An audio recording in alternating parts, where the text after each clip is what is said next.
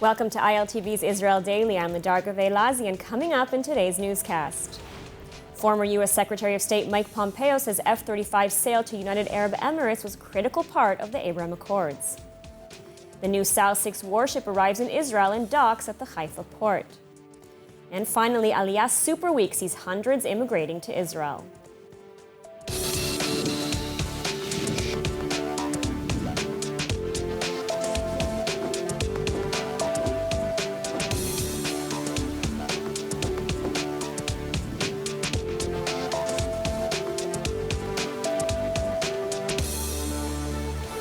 Two members of the Palestinian Military Intelligence Force and one member of the Palestinian Islamic Jihad terrorist group were shot and killed on Wednesday night in the West Bank in an exchange of fire with Israeli undercover security forces.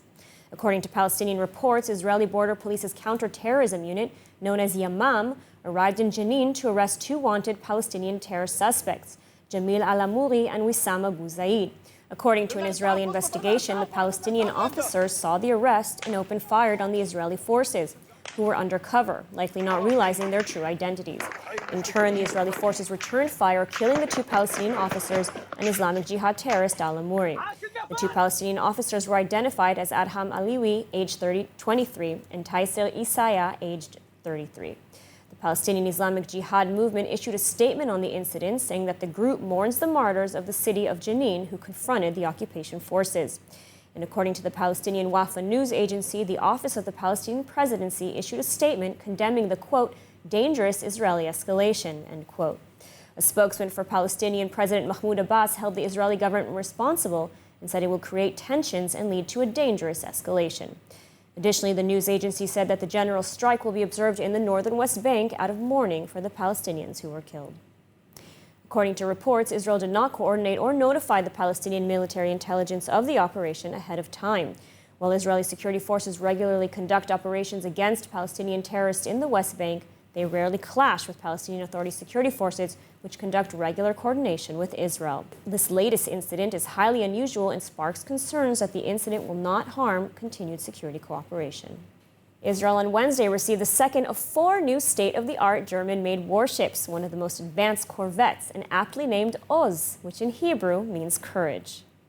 After sailing for 2 weeks, the Sal 6 corvette warship docked in the Haifa port in a ceremonial flotilla accompanied by 2 submarines.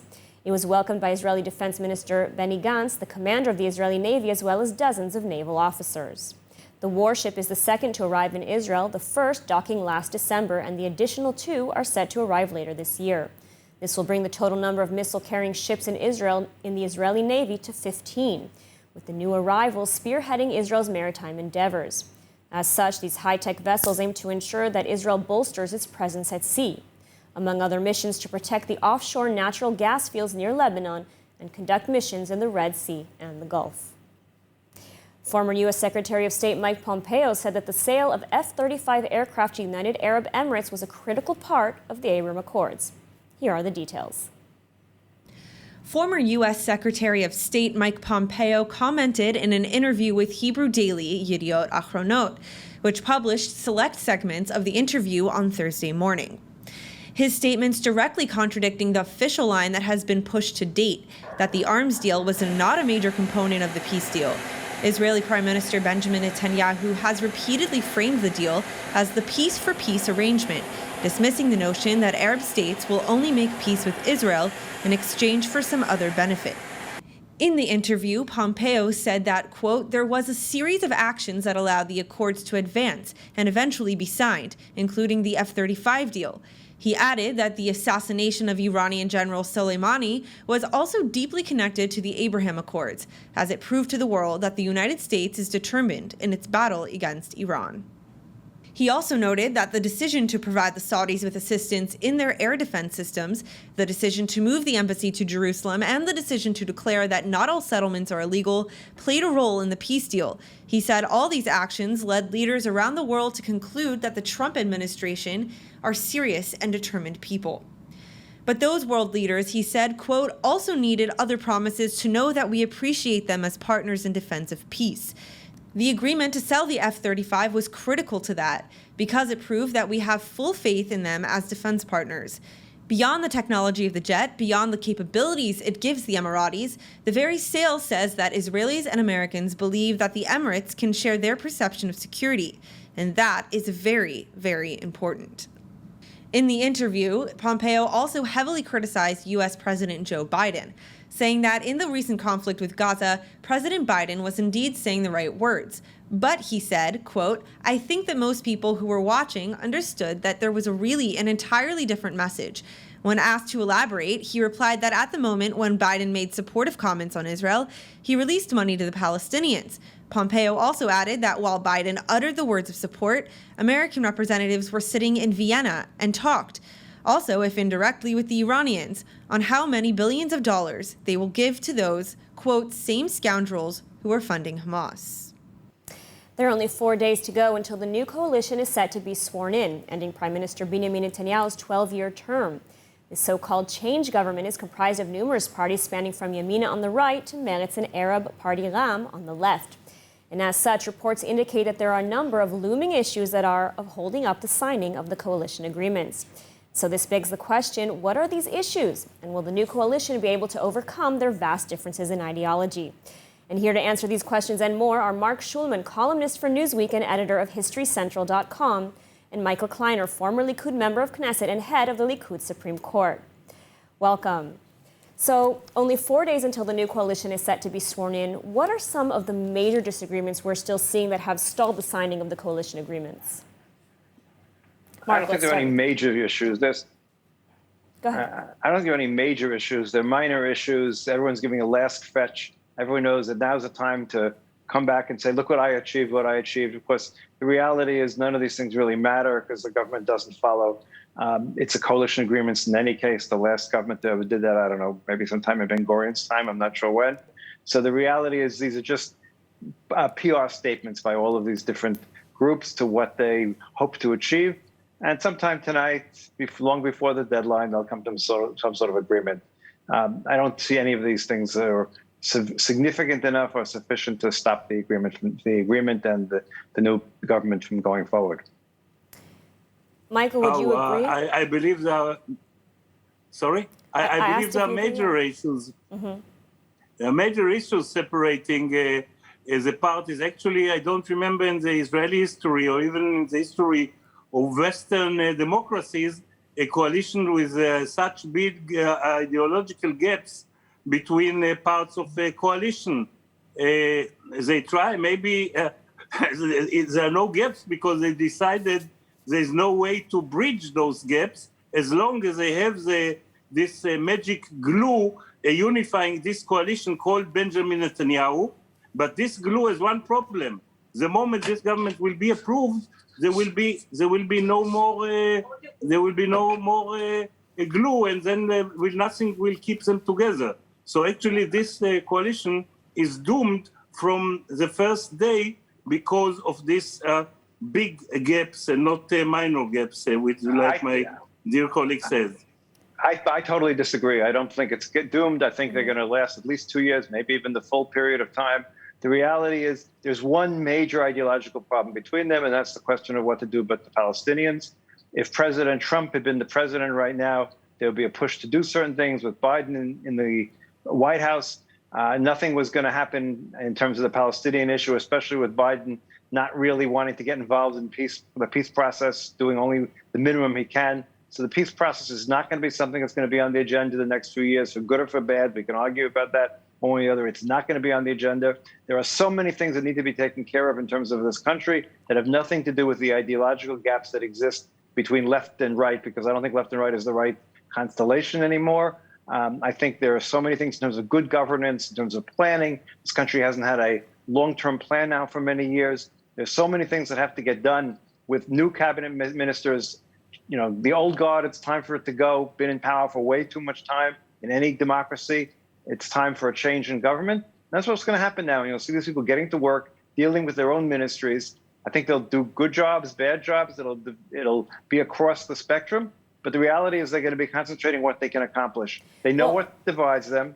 None of them wants to go to new elections. and they'll stay away from the third rail. Again, external forces may take place. We never know what can happen. Well, Mark, you said that there weren't any major issues, but what about, for example, the issue of the settlements, right? It's been reportedly what's holding up the coalition signing.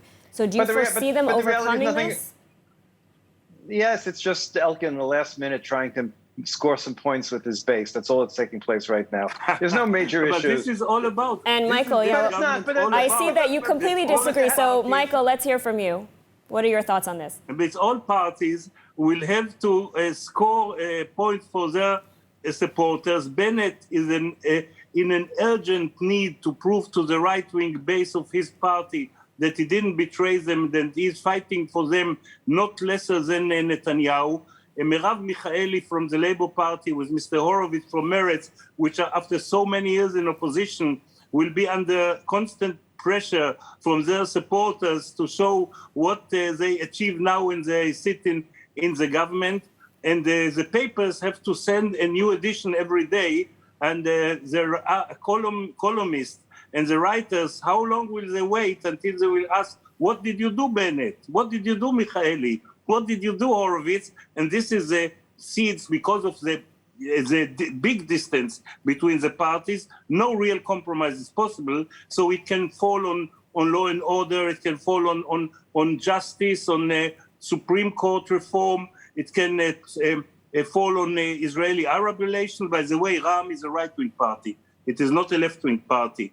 It is a religious, very conservative party. This is because if it is Arab, that doesn't mean it's left. It's right-wing. And also with the gay rights are very right-wing, so nobody can define them as left. That's why they prefer Likud, by the way. That's why they prefer to go with the Likud. I think Michael is dreaming. Likud is dreaming that it's going to be short-lived. They don't know what it's like to be outside of government.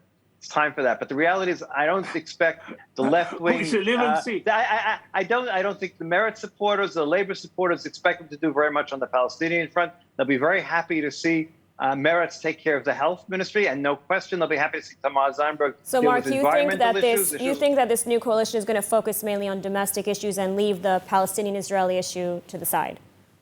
The Palestinian issue nothing has taken place in the Palestinian issue for probably a dozen years. I mean, the attempt of Obama to do something failed spectacularly. So that was the last time any attempt was made. And I don't think anything is going to take place in the next 4 years relating to that. There'll be a problem if a Palestinian Sadat suddenly arrives on the scene, then we have a real problem. But I don't expect that's going to happen anytime soon, unfortunately. So the reality is, I don't expect that to happen. And I don't think in settlements, I think settlements will stay status quo. I think what exists will exist. The big settlements will continue to grow the way they are. No new settlements will be allowed, but Netanyahu wasn't allowing new settlements either. So I don't expect any of these things to change. The Biden administration certainly wouldn't stand for any settlement expansion. So no one on the right is expecting to do that. And no one on the left is expecting to dismantle any settlements at this point. Everyone understands that. Everyone understands their limitations. They would like to see Meretz do a wonderful job reforming the health ministry. They'd love to see the environment ministry change. They'd like to see Merav Michaeli put together a 10-year plan. I just want to throw in one more question for Michael. Thank you, Mark. I just want to throw in one more question for Michael. I mean, what can we expect? You mentioned Netanyahu and the Likud. What can we expect from Netanyahu now heading to be leader of the opposition? What kind of opposition leader do you expect him to be? No, Netanyahu was elected for the whole term. According to the new law in the Knesset, there can be a government change if 61 members of Knesset put a list with a new prime minister. So I guess Netanyahu with 53 members of a cohesive right-wing bloc will try to change the government. I believe he will try to follow suit Menachem Begin. He will say it's very good to serve the country in opposition, and he will constantly try to find ways how to materialize the right-wing majority in the Knesset, which it's between 65 and 72 members of the Knesset define themselves right, and according to the developments in the coalition, he will wait for an opportunity. All right. Well, Mark Shulman, Michael Kleiner, thank you so much for taking the time to speak with us today. My pleasure. Thank you. And moving on, the U.S.-Israel relationship has seen its fair share of ups and downs over the years. But it is no doubt one of the strongest and most important relationships for Israel. And with the new coalition set to be sworn in on Sunday, this raises the question of how this government change will affect Jerusalem's relationship with Washington. Here to discuss is retired Ambassador Dani Ayalon, former Israeli ambassador to the U.S. Welcome. So I'd like to start with the general question that's, I think, on everyone's mind, and then sort of maybe dive into the specifics. But generally speaking, how will the swearing in of the new coalition affect Israel's relationship with the United States and the Biden administration specifically? Well, I'm not sure that it will have such a great deal of an effect, certainly because there are interests which are constant both for Israel and the United States. Of course, there are many nuances. Of course, there are many directions. But the main thing is that the Biden administration is trying to keep an arm's length from the Middle East, also from the conflict with the Palestinians. And this will not change with the new government simply because the new government is not going to have any focus on the Palestinian issue. It's a government which will have decided to not deal with controversial issues for them.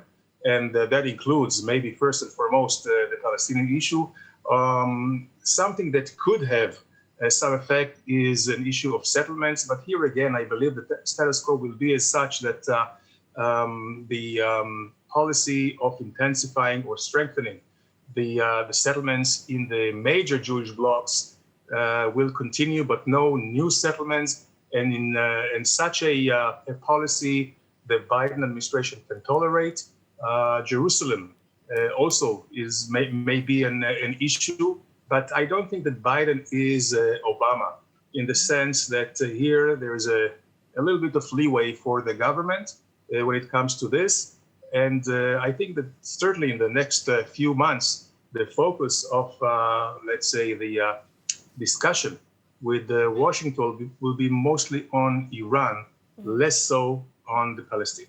So speaking about Iran, I mean, this really is one of the major issues facing the new coalition, right? The U.S. is restarting talks this weekend with Iran. It's been a major point of contention with the Netanyahu administration. What can we expect now with the new coalition? Well, the position of this government and certainly of the prime minister here, the two prime ministers, I would say, is not much different than Netanyahu. The strategy would be the same. However, in the tactical issues, there may be a difference which may benefit the relationship. Certainly, there will not be any defiance, which will be a public defiance. It may be an intensification of backdoor meetings. And I think that in case there won't be any agreement between the two governments, they will agree to disagree, as has been the case so many times in the past in relation to the Palestinian issue. But here, I believe that there will be a appropriate compensation, let's say, file or a compensation measures that the Biden administration will commit to Israel in such a case.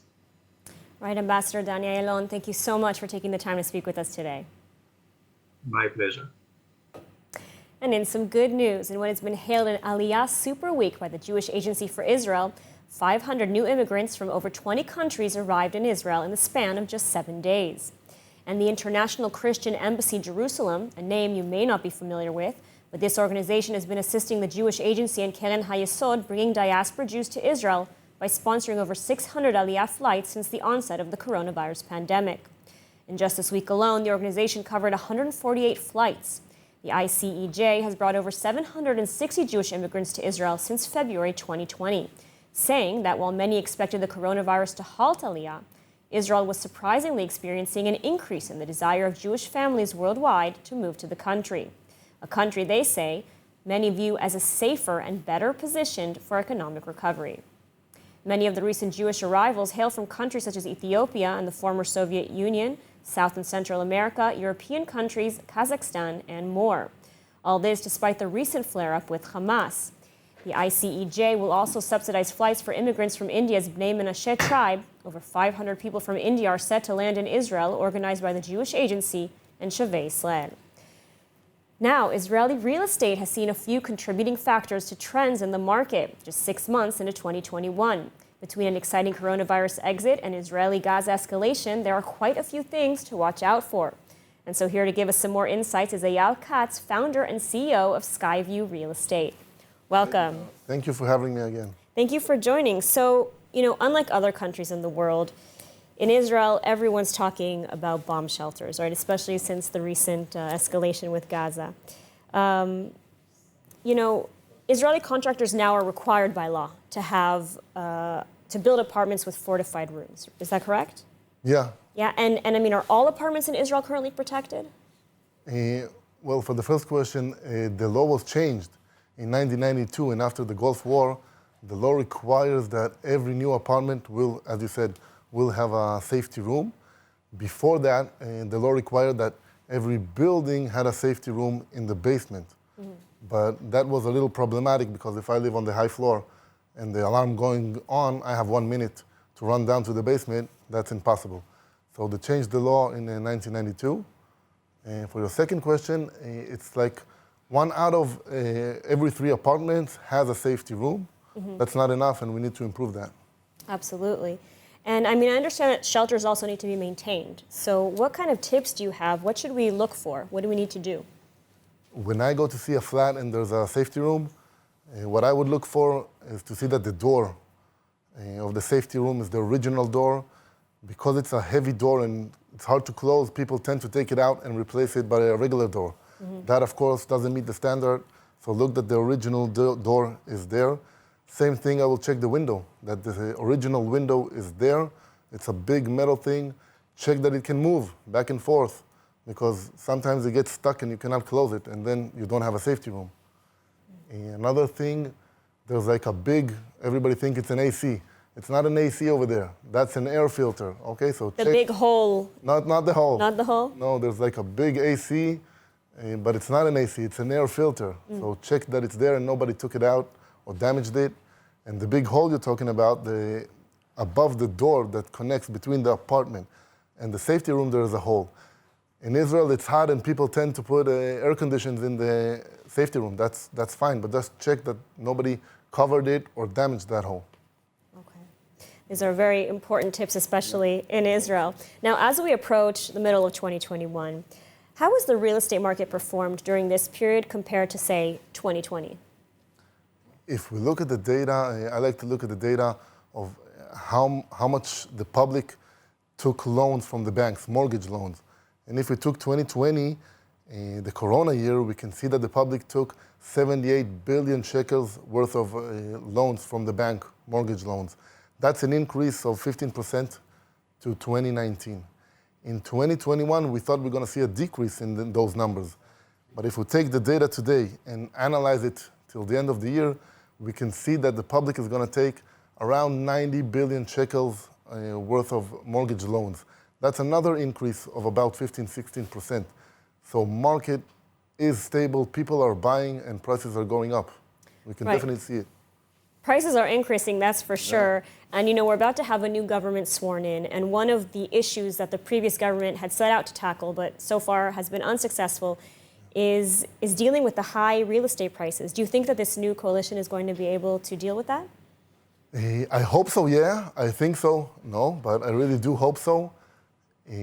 I heard they're gonna they want to take property tax back up. That's a really good thing, but it's gonna take investors out of the market. I heard about rent control that they want to do, but talking is one thing and doing is another thing. So let's see if it's really gonna happen, and I wish them a good luck, and I hope I was helpful. Ariel Katz, thank you so much for taking the time to speak with us today. Bye-bye. All right, that's it for today's news. Today's exchange rate is 3.24 shekels to the American dollar and 2.68 shekels to the Canadian dollar. And finally, for the latest updates and news from ILTV, please like ILTV on Facebook, follow us on Instagram, and subscribe to our YouTube channel, as well as to our newsletter at iltv.tv. I'm Ladar Gavei Lazi. Be well, and thank you so much for watching.